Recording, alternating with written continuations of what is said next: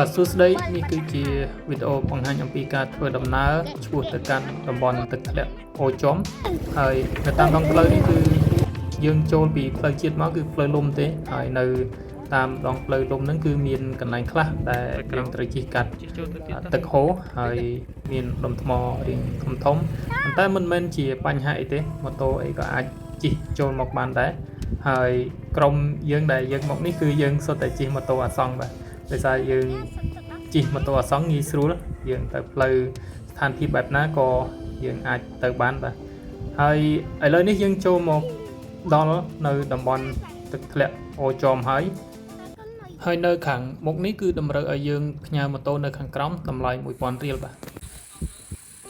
ហើយខាងមុខនោះគឺជាផ្លូវដែលយើងត្រូវឡើងទៅខាងលើបងប្អូនដែលមកកុំភ្លេចទិញរបស់ញ៉ាំឬក៏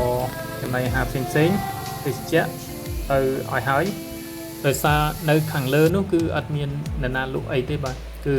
យើងត្រូវដាក់ទៅតាមខ្លួនបាទការធ្វើដំណើរឡើងទៅខាងលើ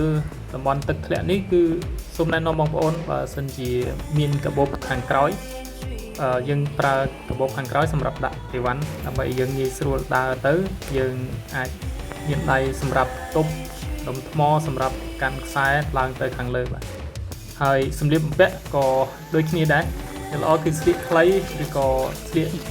ខោអាវដែលស្រាលងាយស្រួលក្នុងការធ្វើដំណើរបាទដោយសារយើងធ្វើដំណើរទៅតម្រាំតែដល់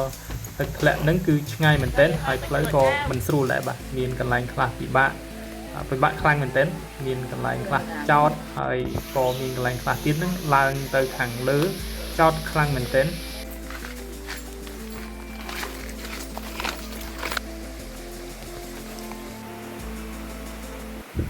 បាទនៅខាងលើគឺមានកន្លែងសម្រាប់ឲ្យយើងអាចលេងទឹកបាននឹងច្រើនមែនទែនបាទមានកន្លែងខ្លះគឺជ្រៅល្មមអាចឲ្យយើងមុជទឹកបាន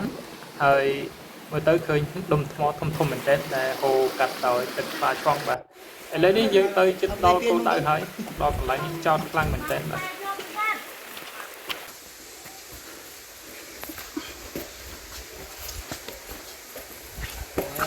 ឡុកទៀត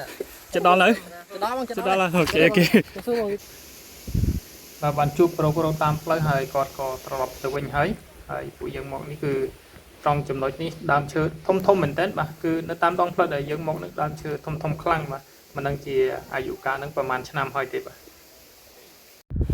ពេលបើយើងមកជិតដល់គោលដៅមិនប៉ុន្តែផ្លូវដែលយើងឡើងមកជិតដល់គោលដៅនេះកាន់តែពិបាកទៅបាទមានកន្លែងខ្លះហ្នឹងចុះទៅផងទីខ្សែឡើងផងហើយដុំថ្មវិញគឺធំមែនទែនបាទហើយអ្នកខ្លះមកអត់ដល់ទេបាទគាត់ទៅលេងទៅខាងក្រោមដោយសារគាត់ហត់ពេកអីចឹងទៅគាត់អត់បន្តដំណើរទៅទៀតប